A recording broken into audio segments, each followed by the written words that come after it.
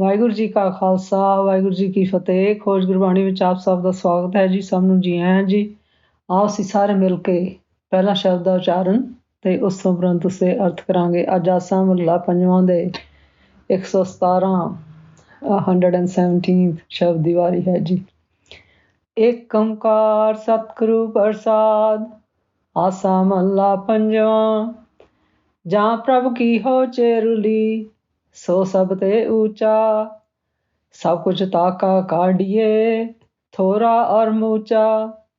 जा प्रभ की हो चेरुली सो सब ते ऊंचा। सब कुछ ताका काढ़िए थोड़ा और मूचा। जी प्राण मेरा तनो साहिब की मनिया। नाम जिसे के उजली तिस दासी गनिया रहाओ। जी प्राण मेरा तनो साहेब की मनिया। नाम जिसे के उजली तिस दासी गनिया रहाओ। वे परवाह आनंद में नाव माणक हीरा। रजीताए सदा सुख जाका तू मीरा। वे परवाह आनंद में नाव माणक हीरा। रजीताए सदा सुख जाका तू मीरा। सखी सहेरी संग की सुमत दृढ़ाव्यो। सेवो साधु पाओ कर तो निधार पाव्यो। सखी सहेरी संग की सुमत दृढ़ाव्यो। सेवो साधु पाओ कर तो निधार पाव्यो। सगली दासी ठाकुरे सब कहती मेरा। जिसे सगारे नानका ते सुखे बसेरा। सगली दासी ठाकरे सब कहती मेरा। जिसे सगारे नानका ते सुखे बसेरा। ਇਸ ਸ਼ਬਦ ਵਿੱਚ ਗੁਰੂ ਜੀ ਆਖਦੇ ਹਨ ਕਿ ਸਹੀ ਅਰਥਾਂ ਵਿੱਚ ਆਪਣੇ ਮਾਲਕ ਪਰਮੇਸ਼ਰ ਦੀ ਦਾਸੀ ਉਹੀ ਜੀਵ ਰੂਪ ਇਸਤਰੀ ਹੈ ਜੀ, ਜਿਨ੍ਹਾਂ ਗੁਰਮੁਖ ਸਾਧਕਾਂ ਨੇ ਆਪਣਾ ਹੰਕਾਰ, ਆਪਣੀ ਹਉਮੈ ਛੱਡ ਕੇ ਗੁਰਸ਼ਬਦ ਗੁਰਬਾਣੀ ਨਾਮ ਦੁਆਰਾ ਪਰਮੇਸ਼ਰ ਨਾਲ ਆਪਣੀ ਲਿਵ ਲਗਾਈ ਹੈ ਜੀ। ਅਤੇ ਜਿਨ੍ਹਾਂ ਨੇ ਸਾਧ ਸੰਗਤ ਦਾ ਸਾਥ ਤੇ ਆਪਣਾ ਪਤੀ ਪਰਮੇਸ਼ਰ ਅੱਗੇ ਅਰਪਣ ਕਰ ਦਿੱਤਾ ਹੈ ਜੀ। ਭਾਵ ਉਹਨਾਂ ਨੇ ਆਪਾ ਭਾਵ ਛੱਡ ਕੇ ਆਪਣਾ ਆਪ ਪਰਮੇਸ਼ਰ ਅੱਗੇ ਅਰਪਿਤ ਕਰ ਦਿੱਤਾ ਹੈ ਜੀ। ਇਹ ਸ੍ਰੇਸ਼ਟ ਮਤ ਗੁਰਮੁਖ ਰੂਪ ਸਹੇਲੀਆਂ, ਭਾਵ ਗੁਰਮੁਖ ਰੂਪ ਸਹੇਲੀਆਂ ਸਾਧ ਸੰਗਤ ਦਾ ਸਾਥ ਉਸ ਵਿੱਚੋਂ ਦ੍ਰਿੜ ਹੁੰਦੀ ਹੈ ਜੀ। ਆਪਣੇ ਪਰਮੇਸ਼ਰ ਨੂੰ ਸਭ ਤੋਂ ਉੱਚਾ ਜਾਣਨਾ ਵੀ ਜੀਵ ਰੂਪ ਇਸਤਰੀ ਦਾ ਵਿਸ਼ੇਸ਼ ਆਤਮਿਕ ਗੁਣ ਹੈ ਜੀ। ਸੋ ਗੁਰੂ ਜੀ ਆਖਦੇ ਹਨ, ਜਿਸ ਪਰਮੇਸ਼ਰ ਦੀ ਮੈਂ ਦਾਸੀ ਹਾਂ, ਚੇਲੀ ਹਾਂ, ਭਾਵ ਜਿਹੜੇ ਪਰਮੇਸ਼ਰ ਨੂੰ ਮੈਂ ਮੰਨਦੀ ਹਾਂ, ਉਹ ਮੇਰੇ ਲਈ ਸਭ ਤੋਂ ਉੱਚਾ ਹੈ ਜੀ। ਫਿਰ ਗੁਰੂ ਜੀ ਕਹਿੰਦੇ ਹਨ, ਮੇਰੇ ਪਾਸ ਜੋ ਕੁਝ ਵੀ ਹੈ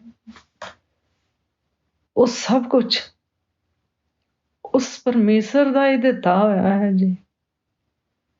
ਫਿਰ ਗੁਰੂ ਜੀ ਕਹਿੰਦੇ ਹਨ, ਅਤੇ ਮੇਰੀ ਇਹ ਜਿੰਦ, ਜਾਨ, ਪ੍ਰਾਣ, ਧਨ ਸਭ ਕੁਝ ਇਹ ਪਰਮੇਸ਼ਰ ਦੀ ਦਾਤ ਹੀ ਹੈ ਜੀ। ਤੇ ਮੈਂ ਇਸ ਚੀਜ਼ ਨੂੰ ਮੰਨਦੀ ਹਾਂ ਕਿ ਪਰਮੇਸ਼ਰ ਦੀ ਹੀ ਦਾਤ ਹੈ ਜੀ। ਇਹ ਸਭ ਕੁਝ ਪਰਮੇਸ਼ਰ ਦਾ ਹੀ ਦਿੱਤਾ ਹੋਇਆ ਹੈ ਜੀ।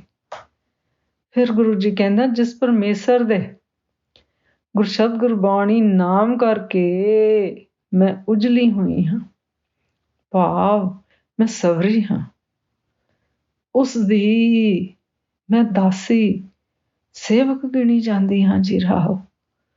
ਫਿਰ ਗੁਰੂ ਜੀ ਕਹਿੰਦੇ ਹਨ, ਇਹ ਪਰਮੇਸ਼ਰ ਤੂੰ ਬੇਪਰਵਾਹ ਅਤੇ ਆਨੰਦ ਸਰੂਪ ਹੈ ਜੀ। ਅਤੇ ਪਰਮੇਸ਼ਰ ਤੇਰਾ ਗੁਰਸ਼ਬਦ ਗੁਰਬਾਣੀ ਨਾਮ ਮੇਰੇ ਵਾਸਤੇ ਮਾਣਕ ਮੋਤੀ ਅਤੇ ਹੀਰੇ ਦੇ ਸਮਾਨ ਹੈ ਜੀ। ਭਾਵ ਇਹ ਗੁਰਸ਼ਬਦ ਗੁਰਬਾਣੀ ਨਾਮ ਹੀ ਮੇਰੇ ਵਾਸਤੇ ਅਣਮੁੱਲਾ ਧਨ ਹੈ ਜੀ। ਫਿਰ ਗੁਰੂ ਜੀ ਕਹਿੰਦੇ ਹਨ, ਉਹ ਦਾਸੀ ਸਦਾ ਰੱਜੀ ਹੋਈ ਸੁਖਪੂਰਵਕ ਰਹਿੰਦੀ ਹੈ ਜੀ। ਭਾਵ ਉਹ ਗੁਰਮੁਖ ਸੰਤ ਹਮੇਸ਼ਾ ਹਰ ਇੱਕ ਚੀਜ਼ ਵਿੱਚ ਸੈਟਿਸਫਾਈਡ ਰਹਿੰਦੇ ਹਨ ਜੀ, ਰੱਜੇ ਰਹਿੰਦੇ ਹਨ ਜੀ। ਉਹਨਾਂ ਨੂੰ ਕਿਸੇ ਦੀ ਭੁੱਖ ਨਹੀਂ ਰਹਿੰਦੀ ਜੀ। ਭਾਵ ਕੋਈ ਤ੍ਰਿਸ਼ਨਾਵਾਂ ਨਹੀਂ ਰਹਿੰਦੀਆਂ ਜੀ। ਕਿਉਂ? ਕਿਉਂਕਿ ਉਹਨਾਂ ਨੇ ਗੁਰਸ਼ਬਦ ਗੁਰਬਾਣੀ ਨਾਮ ਦੁਆਰਾ ਆਪਣੀਆਂ ਤ੍ਰਿਸ਼ਨਾਵਾਂ ਨੂੰ ਕਾਬੂ 'ਚ ਕਰ ਲਿਆ ਹੁੰਦਾ ਹੈ ਜੀ, ਸਾੜ ਦਿੱਤਾ ਹੁੰਦਾ ਹੈ ਜੀ। ਅਤੇ ਉਸ ਪਰਮੇਸ਼ਰ ਦੇ ਉਹ ਦਾਸੀ ਬਣ ਜਾਂਦੇ ਹਨ ਜੀ। ਅਤੇ ਪਰਮੇਸ਼ਰ ਉਹਨਾਂ ਦਾ ਸਵਾਮੀ ਮਾਲਕ ਹੈ ਜੀ। ਫਿਰ ਗੁਰੂ ਜੀ ਕਹਿੰਦੇ ਹਨ, ਹੇ ਮੇਰੇ ਸੰਗ ਦੀ ਸਹੇਲੀ, ਮੈਂ ਤੁਹਾਨੂੰ ਇੱਕ ਉੱਤਮ ਮੱਤ ਪੱਕੀ ਕਰਾਉਂਦੀ ਹਾਂ ਜੀ। ਭਾਵ ਮੈਂ ਤੁਹਾਨੂੰ ਇੱਕ ਉੱਤਮ ਚੀਜ਼ ਦੱਸਦੀ ਹਾਂ ਜੀ ਕਿ ਤੁਸੀਂ ਪ੍ਰੇਮ ਸਹਿਤ ਸਤਿਗੁਰੂ ਸ਼ਬਦ ਗੁਰਬਾਣੀ ਨਾਮ ਦੀ ਸੇਵਾ ਕਰੋ ਜੀ। ਭਾਵ ਗੁਰਸ਼ਬਦ ਗੁਰਬਾਣੀ ਨਾਮ ਅਤੇ ਸਾਧ ਸੰਗਤ ਦਾ ਸਾਥ ਕਰੋ ਜੀ, ਤਾਂ ਕਿ ਤੁਸੀਂ ਵੀ ਪਰਮੇਸ਼ਰ ਹਰ ਦੇ ਗੁਰਸ਼ਬਦ ਗੁਰਬਾਣੀ ਨਾਮ ਰੂਪ ਖਜ਼ਾਨੇ ਨੂੰ ਪ੍ਰਾਪਤ ਕਰ ਲਵੋਗੀਆਂ ਜੀ। ਫਿਰ ਗੁਰੂ ਜੀ ਕਹਿੰਦੇ ਹਨ, ਸਾਰੀਆਂ ਹੀ ਸਖੀਆਂ ਸਵਾਮੀ ਮਾਲਕ ਪਰਮੇਸ਼ਰ ਦੀਆਂ ਦਾਸੀਆਂ ਹਨ ਜੀ। ਭਾਵ ਉਹ ਗੁਰਮੁਖ ਉਸ ਪਰਮੇਸ਼ਰ ਦੇ ਦਾਸ ਨਿਮਾਣੇ ਨਿਮਰਤਾ ਸਾਥ ਰਹਿੰਦੇ ਹਨ ਜੀ। ਅਤੇ ਨਿਮਰਤਾ ਸਾਥ ਕਹਿੰਦੇ ਹਨ ਕਿ ਉਹ ਠਾਕਰ ਪਰਮੇਸ਼ਰ ਮੇਰਾ ਹੈ।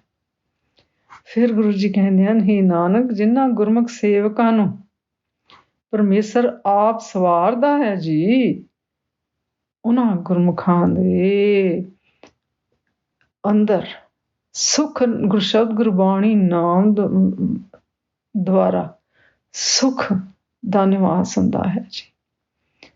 ਜਿਨ੍ਹਾਂ ਗੁਰਮੁਖਾਂ ਦੇ ਅੰਦਰ ਗੁਰਸ਼ਬਦ ਗੁਰਬਾਣੀ ਨਾਮ ਦਾ ਵਾਸਾ ਹੈ ਜੀ, ਉਹ ਸੁਖ ਤੇ ਆਪਣੇ ਆਪ ਹੀ ਆਣਾ ਹੀ ਹੈ ਜੀ। ਇਸ ਸ਼ਬਦ ਦਾ ਸਾਰ ਇਸ ਤਰ੍ਹਾਂ ਕਰੀਏ ਜੀ। ਇਸ ਸ਼ਬਦ ਵਿੱਚ ਗੁਰੂ ਜੀ ਆਖਦੇ ਹਨ ਕਿ ਗੁਰਮੁਖ ਸਾਧਕਾਂ ਦੇ ਮਨ ਵਿੱਚ ਅਸੀਮ ਅਤੇ ਅਟਿੱਟ ਗੁਰਸ਼ਬਦ ਗੁਰਬਾਣੀ ਨਾਮ ਦੁਆਰਾ ਸੇਵਾ ਭਾਵ ਹੋਣਾ ਬਹੁਤ ਜ਼ਰੂਰੀ ਹੈ ਜੀ। ਅਤੇ ਉਸ ਨੂੰ ਹਰ ਪ੍ਰਕਾਰ ਦੀ ਹਉਮੈ ਦਾ, ਹੰਕਾਰ ਦਾ, ਮਾਇਆਵੀ ਵਿਸ਼ੇ ਵਿਕਾਰਾਂ ਦਾ ਤਿਆਗ ਕਰਕੇ ਆਪਣਾ ਆਪ ਪਰਮੇਸ਼ਰ ਅੱਗੇ ਸੰਪਰਨ ਕਰਨਾ ਚਾਹੀਦਾ ਹੈ ਜੀ।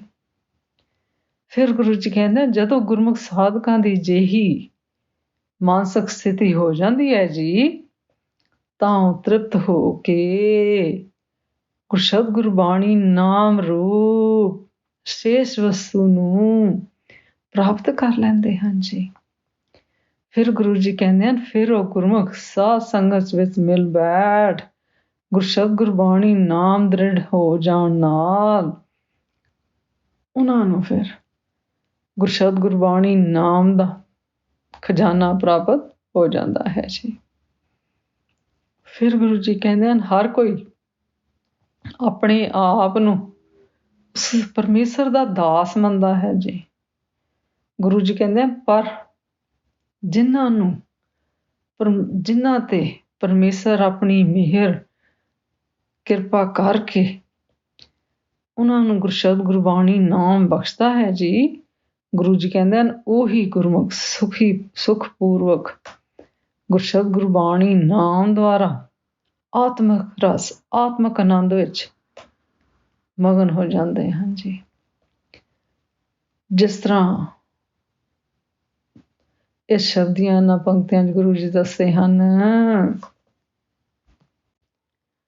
ਜੀ ਪ੍ਰਾਨ ਮੇਰਾ ਤਨੋ ਸਾਹਿਬ ਕੀ ਮਨੀਆ, नाम जिसे के उजली तिस दासी गनिया रहाओ।